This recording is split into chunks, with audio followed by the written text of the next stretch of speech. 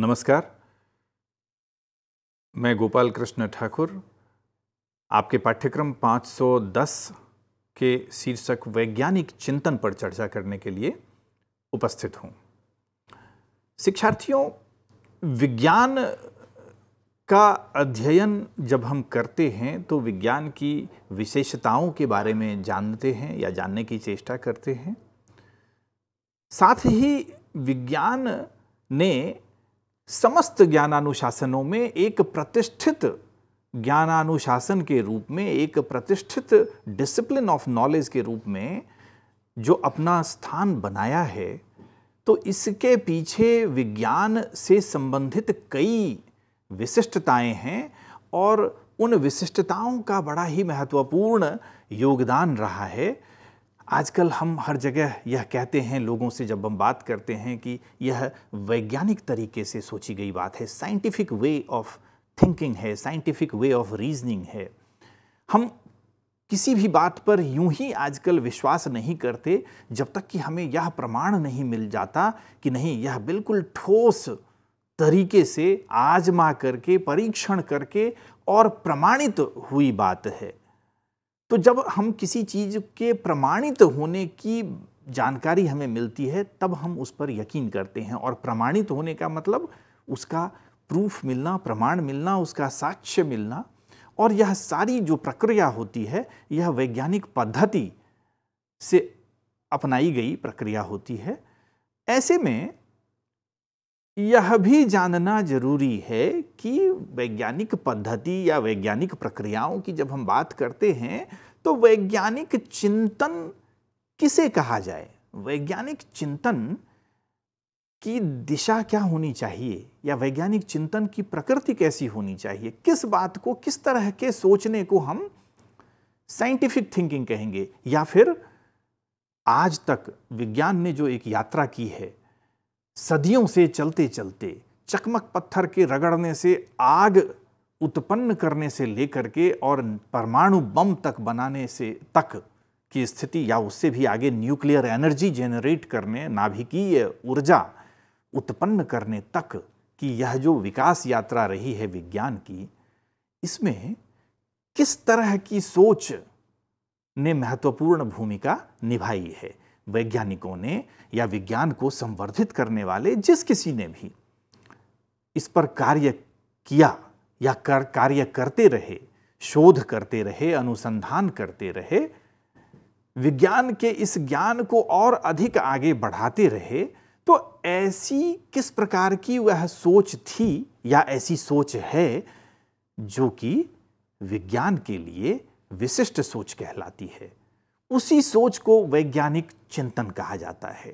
यानी कि ऐसा चिंतन, ऐसी थिंकिंग जो कि विज्ञान के ज्ञानानुशासन के अनुकूल हो, वैज्ञानिक पद्धति को आगे बढ़ाने में कारगर हो और विज्ञान से संबंधित जो विशिष्टताएं हैं उन विशिष्टताओं को परिलक्षित करे, उन विशिष्टताओं को दर्शाए। यह वैज्ञानिक चिंतन का एक स्वरूप हो सकता है। तो अब यह भी देखना जरूरी है कि कौन कौन सी, क्योंकि एक ही तरीके से व्यक्ति सोचे यह तो संभव नहीं है। कहा जाता है मुंडे मुंडे मतिर्भिन्ना, जितने मनुष्य उतने ही उसकी सोचने की विधियां होती है, सोचने की प्रणाली होती है। फिर भी जब हम एक ज्ञानानुशासन से संबंधित सोचने की बात करते हैं, चिंतन करने की बात करते हैं, तो छोटे मोटे तत्वों को अगर हटा दे तो व्यापक तौर पर वर्गीकृत करते हैं विचारों के कुछ समुच्चय को, विचारधारा को, और उन वर्गीकरण को करके हम यह देखने की कोशिश करते हैं कि ऐसी किस किस प्रकार की विचारधारा रही होगी, ऐसी कौन कौन सी सोच रही होगी जो कि विज्ञान के विकास में जिसने अपनी महत्वपूर्ण भूमिका निभाई है। वैज्ञानिक चिंतन के बारे में हम जो बातें कर रहे हैं तो हम यह देखते हैं कि वैज्ञानिक चिंतन विज्ञान के गुण, उपयोग, वैज्ञानिक स्पष्टीकरण, धारणाओं की प्रक्रियाओं को देखने का एक नजरिया है, एक तरीका है कि विज्ञान दरअसल करता क्या है। विज्ञान प्रकृति में घटित होने वाली घटनाओं की व्याख्या करता है। हम जितने भी अनुभव प्राप्त करते हैं उसका विश्लेषण करते हैं और उसके आधार पर किसी न किसी निष्कर्ष पर पहुंचते हैं। अगर बारिश होती है, बादल गरजते हैं या बिजली कड़कती है, तो उसके पीछे क्या कारण हो सकता है? आसमान का रंग नीला ही क्यों होता है? आसमान का रंग दूसरा और कोई लाल या पीला ही क्यों नहीं होता? नीला ही क्यों होता है आसमान का रंग? या जब बिजली कड़कती है और बादल गरजते हैं, तो उन दोनों के हम तक पहुंचने में भी थोड़ा फर्क होता है। तो ऐसा क्यों होता है? बिजली का कड़कना हमें पहले दिखाई दे जाता है, उसकी आवाज़ हमें बाद में सुनाई देती है, जबकि वो दोनों घटनाएं एक साथ घटित हो रही होती है। तो कौन कौन सी चीज़ें हैं जो इन घटनाओं के पीछे मूलभूत कारण के तौर पर हैं? यह तो एक बात हुई, ऐसे अनंत बातें हैं।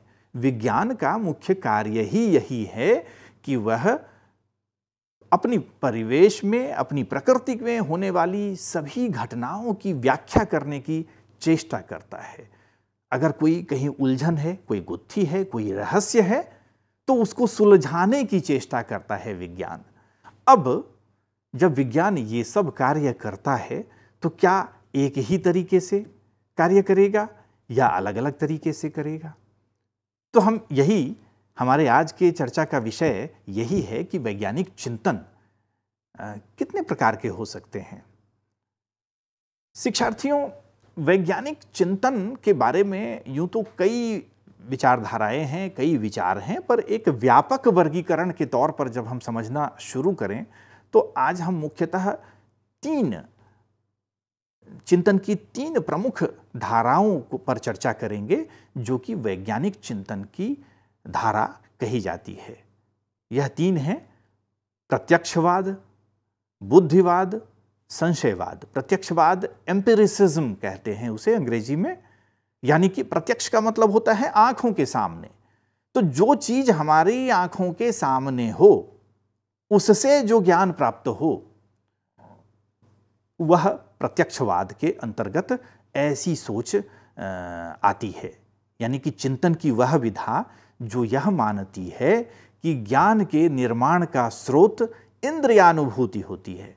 आप सब जानते हैं, हमारी 5 कर्मेंद्रियां होती हैं, ज्ञानेंद्रियां होती है, जीभ, आँख, नाक, त्वचा, ये स्वाद ग्रंथि, ये सारी चीज़ें ऐसी, या फिर श्रवण ग्रंथि हमारी कान। तो हमारे ये 5 जो ज्ञानेंद्रियां होती हैं, ये इंद्रिय हमारे ऐसे हैं, सेंसरी, हमारे सेंसेस हैं, यह सेंसरी ऑर्गन्स हैं, सेंसेस हैं। इनके माध्यम से हमारा शरीर हमारे पर्यावरण से संपर्क करता है, पर्यावरण के संपर्क में रहता है, और हम अपने इन्हीं ज्ञानेंद्रियों के माध्यम से अपने बाह्य जगत को महसूस करते हैं। स्वाद लेते हैं, कान से हम ध्वनि सुनते हैं, आँख से हम देखते हैं, नाक से हम सूंघते हैं, त्वचा से हम स्पर्श करते हैं और हम देखते हैं कोई चीज़ ठोस है, द्रव है, गैस है, क्या है। अलग अलग अनुभूतियाँ जो मानव की होती है, और वह अनुभूतियाँ हमारे मस्तिष्क तक जाती है, और मस्तिष्क में हम एक संकल्पना का निर्माण करते हैं। तो उसमें हमारी ज्ञानेंद्रियों की बहुत ही महत्वपूर्ण भूमिका होती है। तो प्रत्यक्षवाद वैज्ञानिक चिंतन की वह धारा है जिसके अनुसार ज्ञान के निर्माण का स्रोत हमारी इंद्रियानुभूति है, हमारी सेंसरी एक्सपीरियंसेस जो हैं, हम जो अनुभव करते हैं, तो हमारे इंद्रियों के द्वारा किए जाने वाले अनुभव से ही ज्ञान का निर्माण होता है। यह प्रत्यक्षवादी सोच है। हम इसको और विस्तार से अभी जानेंगे। बुद्धिवाद, रैशनलिज्म। बुद्धिवाद या रैशनलिज्म जो है, वो जैसे नाम से ही स्पष्ट होता है कि वह ज्ञान के निर्माण में बुद्धि की भूमिका पर ज़्यादा बल देता है। यह वाद मतलब यह प्रत्यक्ष अनुभव को ऐसा तो नहीं कह सकते कि नकारता है, परंतु सर्वाधिक महत्व यह बुद्धि को देता है। बुद्धिवाद के अनुसार कि मनुष्य जन्म से ही बुद्धिवादी प्राणी है, और उसमें बुद्धि होती है, उसमें चिंतन की प्रवृत्ति होती है, क्षमता होती है, रैशनैलिटी होती है, और हम जितने भी अनुभव कर लें, लेकिन जब तक हम अपने बुद्धि से उन अनुभवों को प्रसंस्करण उसका नहीं करते, तब तक वह ज्ञान के तौर पर विकसित नहीं होता अनुभव। तो इसलिए बुद्धिवादी यह मानते हैं कि ज्ञान के निर्माण की पूरी प्रक्रिया जो है वह बुद्धि या तर्क पर आश्रित है। जो एक और विधा है वैज्ञानिक चिंतन की, वह है संशयवाद, स्केप्टिसिज्म इसे कहते हैं अंग्रेजी में। संशयवाद नाम से थोड़ा थोड़ा यह स्पष्ट हो सकता है कि यह सोच की एक ऐसी दिशा है जिसमें कि निरंतर हम या जो भी इसके मानने वाले लोग हैं वो संशय की अवस्था में रहते हैं। संशय अर्थात संदेह की अवस्था में रहते हैं। अब संदेह किस चीज पर? तो अगर कोई घटना है और घटना की एक व्याख्या हो रही है, किसी ने व्याख्या करी, कई सारे उसके सबूत भी मिल गए, तो एक धारणा बन गई कि हाँ यह इस वजह से ऐसा होता है और उसे ज्ञान मान लिया। परंतु संशयवादी कहते हैं नहीं, किसी भी ज्ञान को निश्चित ज्ञान मत मानो। कोई भी ज्ञान असंदिग्ध ज्ञान कभी नहीं हो सकता। उस पर लगातार संशय करते रहो। संदेह जब तक हम नहीं करेंगे तब तक हम आगे खोजने की चेष्टा नहीं करेंगे उस चीज को कि क्या वह वास्तव में सत्य है या असत्य तो नहीं, या इसके पीछे वास्तविक सत्य क्या है। तो यह चीजें ऐसी है कि जब तक हमारा जो क्वेस्ट है, हमारे जो मन में उठने वाले प्रश्न हैं, अगर वह रुक जाएंगे तो विज्ञान प्रगति कर ही नहीं पाएगा। फिर वह विज्ञान स्टैग्नेंट हो जाएगा, स्थिर हो जाएगा। तो हम यह तीन जो हमने इन विधाओं की चर्चा की, प्रत्यक्षवाद, संशयवाद और बुद्धिवाद, हम उस पर आगे बढ़ते हैं। प्रत्यक्षवाद, जैसा कि अभी हमने चर्चा भी की, यह वह मत या सिद्धांत है जिसके आधार पर, जिसके अनुसार जो कुछ इंद्रियों से प्रत्यक्ष दिखाई देता है या जो अनुभूत होता है वही ठीक है। उसके सिवा और सब बातें अथवा अज्ञात और अदृश्य कारण आदि मिथ्या हैं, व्यर्थ हैं। तो ऐसे में ज्ञान के निर्माण का जो स्रोत है वह हमारी इंद्रियानुभूति है, यानी हम अपनी इंद्रियों से जो अनुभव करते हैं वह ज्ञान के निर्माण का स्रोत है। ज्ञान के निर्माण के सृजन में, ज्ञान के सृजन में प्रयोग की और प्रयोग के परिणाम स्वरूप जो प्रमाण उपलब्ध होते हैं उनकी केंद्रीय भूमिका होती है, सेंट्रल रोल होता है, पिवटल रोल होता है। जब सब कुछ प्रत्यक्ष में होना है तो फिर निश्चित रूप से एम्पिरिसिज्म जो है, प्रत्यक्षवाद जो है, वह प्रयोग धर्मवाद है। प्रयोग पर बल देता है कि कोई नई चीज ढूंढनी है, प्रयोग करो, उस प्रयोग के परिणाम स्वरूप जो भी निकलेगा निष्कर्ष, वह साक्ष्य के तौर पर तुम्हारे समक्ष होगा। और जब वह साक्ष्य होगा तो तुम कह सकते हो विश्वास के साथ कि हाँ यह ज्ञान है, ज्ञान की विधा में तुमने एक महत्वपूर्ण योगदान किया। तो हम पाते हैं कि ज्ञान का जो स्वरूप है प्रत्यक्षवाद के अनुसार यह अनुभव आश्रित स्वरूप है। इसमें निरीक्षण, परीक्षण, प्रयोग और वर्गीकरण की व्यवस्थित प्रणाली होती है जिसके आधार पर वैज्ञानिक ज्ञान का सृजन होता है। हम अपनी परंपरा में अगर देखें कि प्रत्यक्षवादी अवधारणा या प्रत्यक्षवाद से मिलती जुलती विचारधारा पर किन लोगों ने कार्य किया, तो हम पाते हैं कि वैदिक काल में प्रत्यक्षवादी अवधारणा अस्तित्व में थी। सूर्य ग्रहण, चंद्र ग्रहण संबंधी धारणा को प्रमाणित करने का प्रयत्न होता था। भारतीय परंपरा में जो हमारे षड दर्शन हैं, न्याय, सांख्य, योग, वैशेषिक, मीमांसा और वेदांत, उसमें हम वैशेषिक दर्शन में, जिसके प्रतिपादक महर्षि कणाद थे, वैशेषिक दर्शन में ज्ञान के दो ही स्रोत बताए गए हैं। एक तो प्रत्यक्ष अनुभव और दूसरा अनुभव आधारित अनुमान या निष्कर्ष, परसेप्शन एंड इन्फेरेंस। यही दो ज्ञान के स्रोत हैं, मात्र दो स्रोत माने गए वैशेषिक दर्शन में। तो हम पाते हैं कि यहाँ पर भी परसेप्शन प्रत्यक्ष अनुभव पर बल दिया गया। तो प्रत्यक्षवाद कहीं ना कहीं अपने अस्तित्व में उस समय भी रहा है। और दरअसल रहा तो यह वाद या ये जितने भी वाद हैं हर समय रहते हैं, लेकिन कहाँ कहाँ हम किन से जोड़ करके देखें या अपनी परंपरा में कहाँ पर इनका प्रभुत्व रहा या इसको मानने वाले लोग अधिक रहे, उसको समझना आवश्यक हो जाता है। पाश्चात्य विचारकों में भी John Locke, George Berkeley, David Hume आदि ये सब प्रमुख प्रत्यक्षवादी विचारक रहे हैं। तो हमने यह देखा कि प्रत्यक्षवाद किस तरह से वैज्ञानिक ज्ञान के संवर्धन में, विकास में, उसको और अधिक परिमार्जित करने में अपनी भूमिका निभाता है। प्रत्यक्षवाद सदैव प्रयोग पर बल देता है और प्रयोग के परिणाम स्वरूप जो साक्ष्य उत्पन्न होता है, उस साक्ष्य के विश्लेषण से ज्ञान के परिमार्जन की बात करता है प्रत्यक्षवाद। वहीं दूसरी ओर संशयवाद, स्केप्टिसिज्म जो है, वह स्केप्टिसिज्म किसी भी ज्ञान को असंदिग्ध कभी नहीं मानता, निश्चित कभी नहीं मानता। यह संशयवाद सदैव यह कहता है कि संदेह तो करते ही रहना चाहिए। संशयवाद की मूल अवधारणा में यद्यपि साक्ष्य को प्रमाणित कर ज्ञान या सत्य तक पहुंचने की बात कही जाती है, तथापि ज्ञान या सत्य के किसी भी साधन या स्रोत पर निरंतर संशय करते रहना संशयवाद का प्रमुख लक्षण है।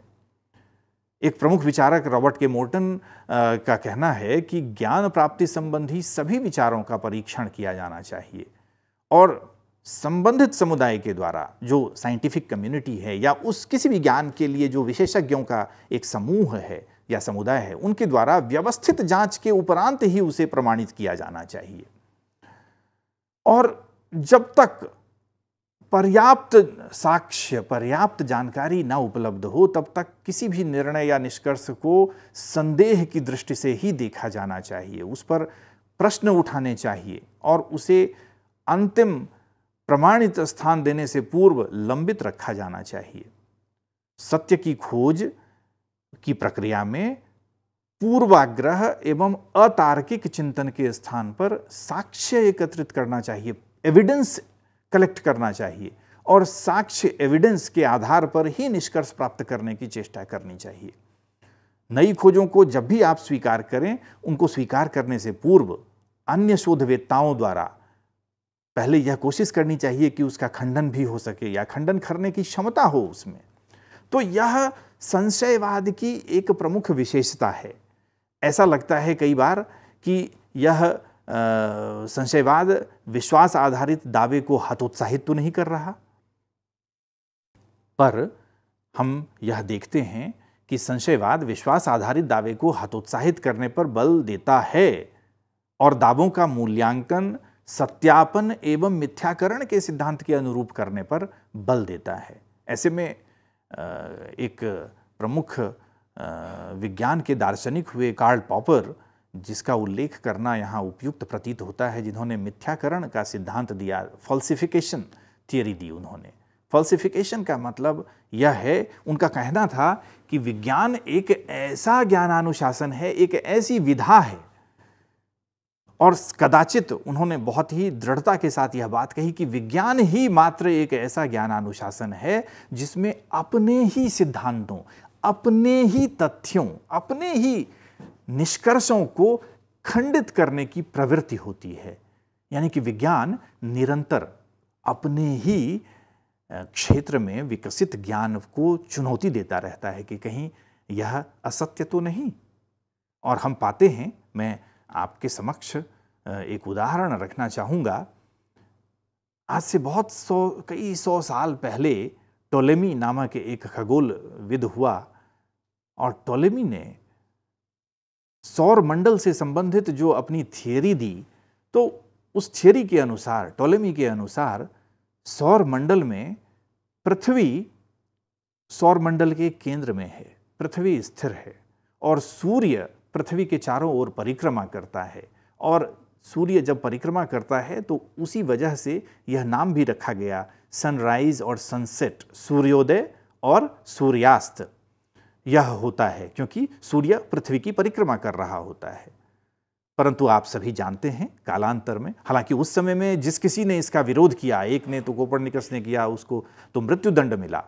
गैलीलियो ने भी इस दावे का खंडन किया था, तो उसे भी नज़रबंद कर लिया गया था। यद्यपि 400 साल, लगभग 400-500 साल बीत जाने के बाद अभी हाल के वर्षों में अगर आपको स्मरण हो तो पोप ने, रोम के पोप ने सार्वजनिक तौर पर गैलीलियो के साथ किए गए उस दंड के प्रावधान के लिए क्षमा मांगी माफ़ी मांगी कि नहीं, यह गलत हुआ, क्योंकि टोलेमी का वह सिद्धांत जो था उस समय तो विज्ञान के एक प्रमुख सिद्धांत के तौर पर था, एक प्रमुख मान्यता थी, लेकिन कालांतर में वह असत्य साबित हुआ। और अब हम सभी जानते हैं कि सौरमंडल के केंद्र में सूर्य है, सौरमंडल के केंद्र में पृथ्वी नहीं है, और पृथ्वी सूर्य के चारों ओर परिक्रमा करती है, सूर्य पृथ्वी की परिक्रमा नहीं करता है। तो हम यह विज्ञान की ही विशेषता है, इसे समझने की चेष्टा करें कि यह वास्तव में विज्ञान की ही विशेषता है कि अपने ही दावों को, अपने ही जो साइंटिफिक क्लेम्स होते हैं या थियरीज होती हैं, उनको निरंतर उसको जांचने की कोशिश करते रहता है। कोई भी एक ऐसा तत्व तलाशने की चेष्टा करता रहता है विज्ञान कि यह असत्य तो नहीं, और यह असत्य हो या ना हो, यह इंटेंशन नहीं होता, यह आशय नहीं होता कि किसी चीज़ को असत्य साबित किया जाए, बल्कि यह आशय होता है, यह उद्देश्य होता है कि सत्य की खोज की जाए, जो वास्तविक सत्य हो, एब्सोल्यूट ट्रुथ हो। हम सभी जानते हैं पदार्थ की जो अवस्थाओं के संबंध में खोज होते रहे हैं। पहले अणु तक बात आई थी कि पदार्थ का सबसे छोटा कण अणु होता है, फिर वह बात परमाणु तक आई, परमाणु अणु का और लघुतम रूप है। अब फिर परमाणु से आया कि उसमें तो एक न्यूक्लियस भी है, और एक प्रोटॉन भी है, एक न्यूट्रॉन भी है, और एक इलेक्ट्रॉन उसके चारों ओर परिक्रमा भी करता है।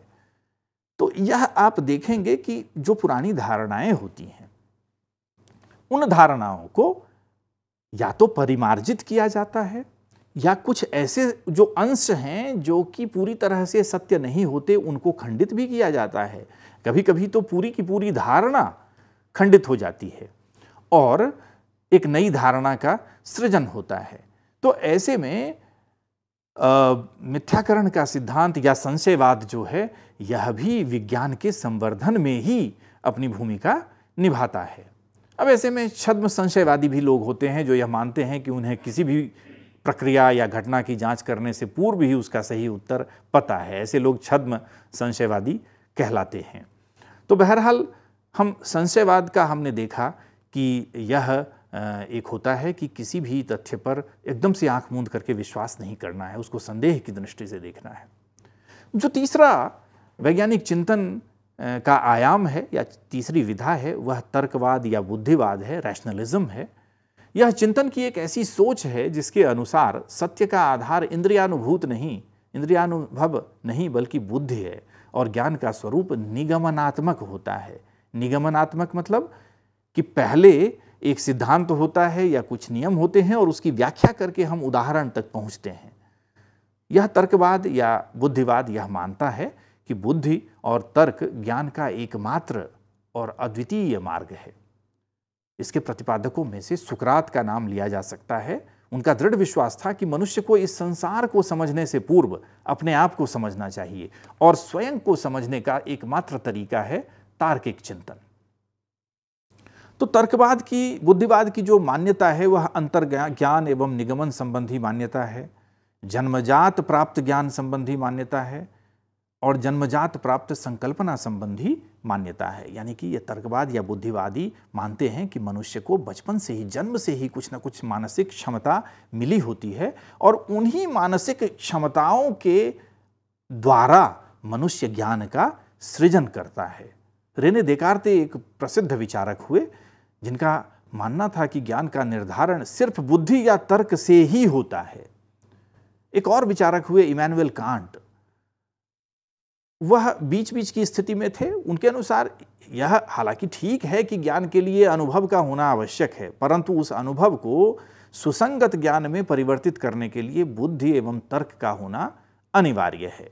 तो हम पाते हैं कि ज्ञान, वैज्ञानिक ज्ञान, खास करके वैज्ञानिक ज्ञान के लिए जो वैज्ञानिक चिंतन की विधाएं हैं, उन चिंतन की विधाओं में ये तीन जिस पर हमने चर्चा की अभी, उन तीन धाराओं में बुद्धिवाद, प्रत्यक्षवाद है, संशयवाद है और बुद्धिवाद है, इन तीनों का अपना अपना महत्वपूर्ण योगदान है, और इन तीनों ने मिल करके एक महत्वपूर्ण भूमिका निभाई है विज्ञान की हजारों वर्षों की इस विकास यात्रा को इस मुकाम तक पहुंचाने में। धन्यवाद।